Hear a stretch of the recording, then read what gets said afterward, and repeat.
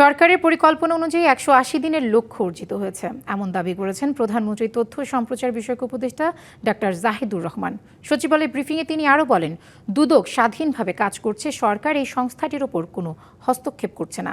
ভারতের গোয়েন্দা সংস্থা রয়ের প্রধানের বাংলাদেশ সফর প্রসঙ্গে প্রশ্নের জবাবে তিনি বলেন, এই সফর নিয়মিত কার্যক্রমেরই অংশ, এই নিয়ে জল্পনার কিছুই নেই। ডাক্তার জাহিদ জানান, দেশে ফিরলে বিচারের মুখোমুখি হতে হবে সাকিব আল হাসানকে, পাবেন আইনি অধিকার। জুলাই ও জাতীয় জাদুঘরে স্কুল শিক্ষার্থীদের জন্য পর্যায়ক্রমে বিনামূল্যে প্রবেশের সুযোগ করে দেয়া হবে বলেও জানানো হয় ব্রিফিংয়ে।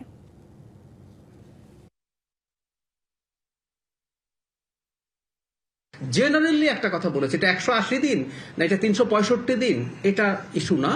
মাননীয় প্রধানমন্ত্রী নিশ্চয়ই মন্ত্রীরা যারা আছেন, মন্ত্রণালয়গুলো যা আছে সেগুলোর পারফরমেন্স ইভ্যালুয়েট করবেন এবং প্রয়োজনীয় ব্যবস্থা নেবেন। বাংলা কিউআর যেখানে নগদ পেমেন্ট সেখানে।